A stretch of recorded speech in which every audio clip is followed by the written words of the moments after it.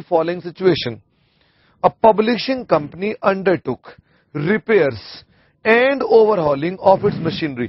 किसी कंपनी ने अपने आप पर रिपेयर कराई और ओवरहॉलिंग कराई मशीनरी की at the cost of 250 lakh. Sir ये तो बहुत ज्यादा है. 250 लाख रुपए की रिपेयर कराई, 250 लाख की, to maintain them in good condition and capitalise the amount. और अकाउंटेंट ने उठाकर इसे कैपिटलाइज भी कर दिया. Since it is more than 20%, 25% of the original cost. कह रहा है इतना बड़ा अमाउंट है इसलिए कैपिटलाइज कर दिया. बिल्कुल ठीक है, एएस में यही लिखा हुआ है कि जो बड़े बड़े खर्चे होते हैं कैपिटलाइज कर दो. क्या ये लिखा हुआ है कि बड़े बड़े खर्चे कैपिटलाइज कर दो? गलत है ये. उसका जो कारण है कैपिटलाइज करने का कि बहुत बड़ा खर्चा है, 25% के बराबर है, ये पॉइंट गलत है. हम क्या लिखेंगे कि amount of rupees 250 lakh will be capitalise only if. ये कैपिटलाइज हो सकता है only if.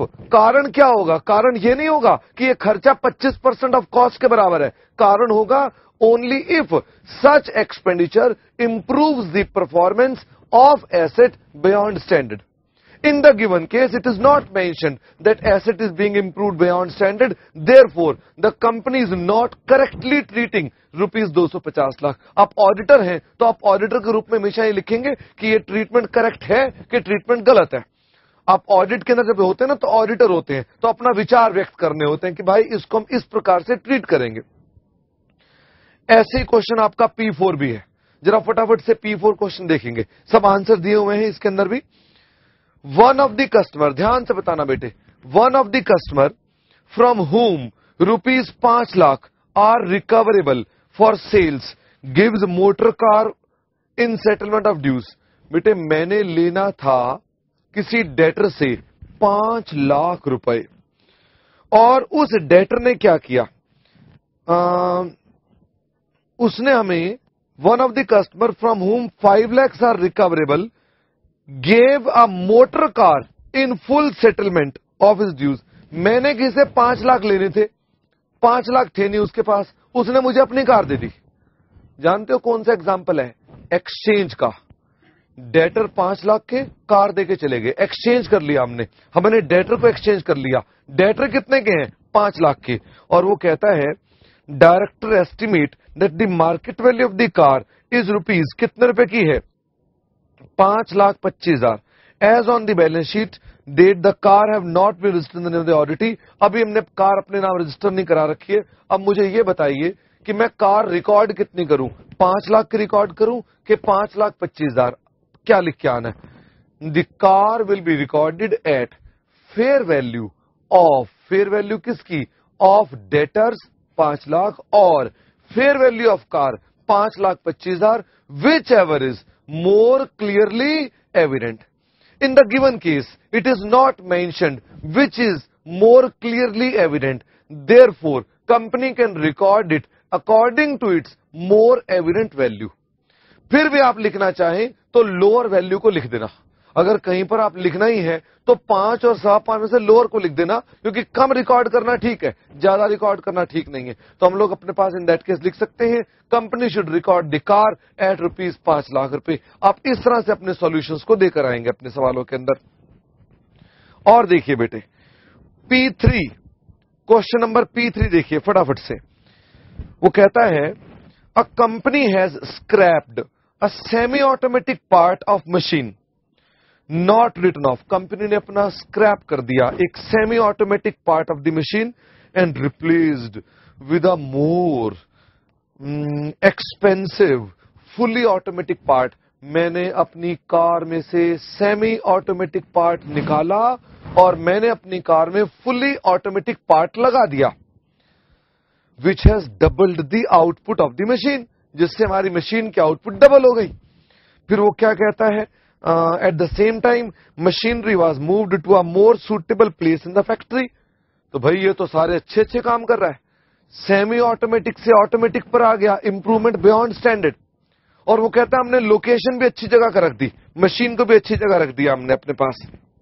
Which involved building of a new foundation in addition of cost of dismantling and re-erection. Company wants to charge whole expenditure to its profit and loss account. वो उसे revenue account में डालना चाहती है.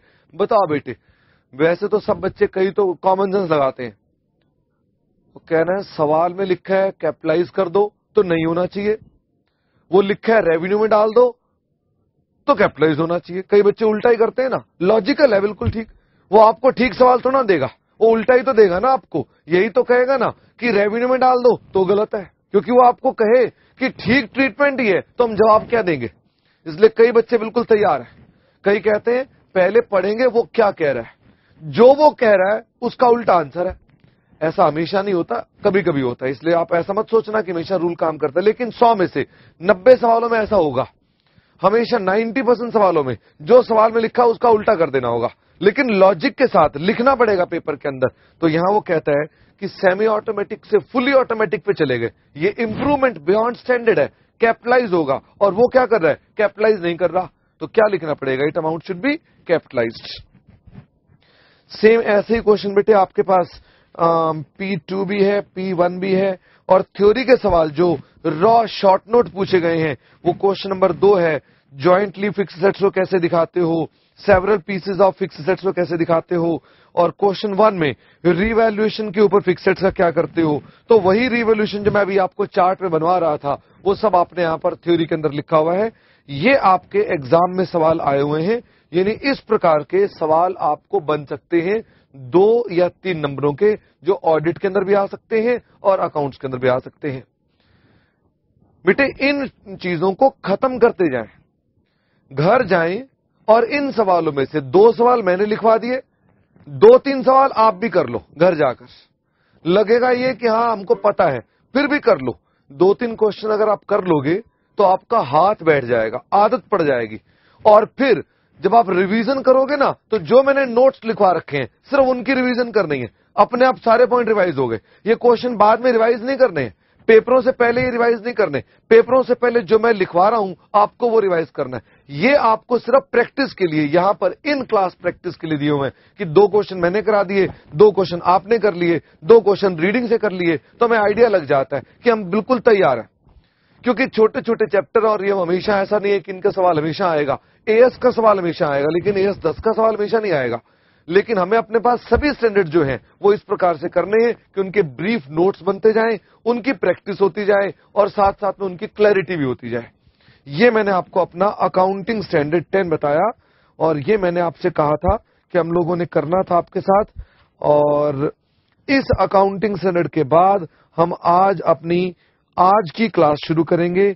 हमने अभी तक अपनी क्लास शुरू नहीं की थी, हम अब शुरू करने जा रहे हैं अपनी क्लास. और आज अपना पहला चैप्टर जो हम करेंगे, पहला मतलब आज ये ऑफ कोर्स ये चैप्टर कई दिन चलेगा हमारे पास. चैप्टर का नाम है amalgamation, absorption and reconstruction. Amalgamation, absorption and reconstruction. हम इसके अंदर आपको अमेलगमेशन की बातें बताएंगे, एब्जॉर्प्शन की बातें बताएंगे, रिकंस्ट्रक्शन की बातें बताएंगे कि इन सबको हम किस किस प्रकार से अकाउंट फॉर करते हैं. कोई मुश्किल काम है ही नहीं, सिर्फ आपने सुनते जाना है कि इसकी अकाउंटिंग वगैरह कैसे कैसे होती है. हम इसके अंदर भी आपको अकाउंटिंग स्टैंडर्ड 14 कवर कराएंगे. एएस 14 इससे कनेक्टेड है, हम वो भी साथ साथ में कराएंगे. जिन बच्चों के बीकॉम के एग्जाम है उनको ये चैप्टर बीकॉम के कोर्स के अंदर भी है, तो वो लोग अपनी बीकॉम के अंदर भी अकॉर्डिंगली तैयारी साथ साथ में कर लेंगे. तो पहले तो अपने पास चैप्टर का नाम लिखो, अमेलगमेशन.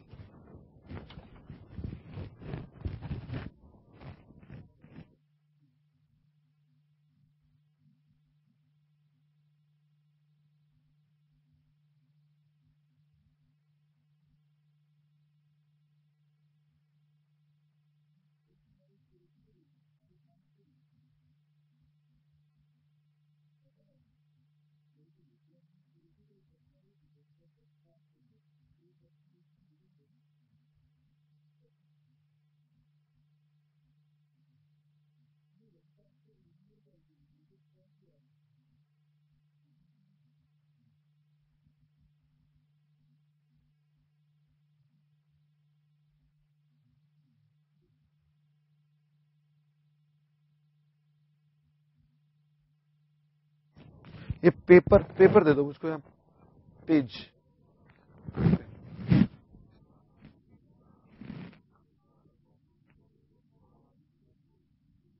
Amalgamation,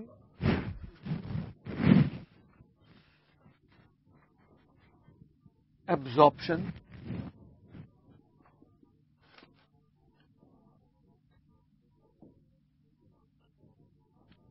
reconstruction. دھنیواد.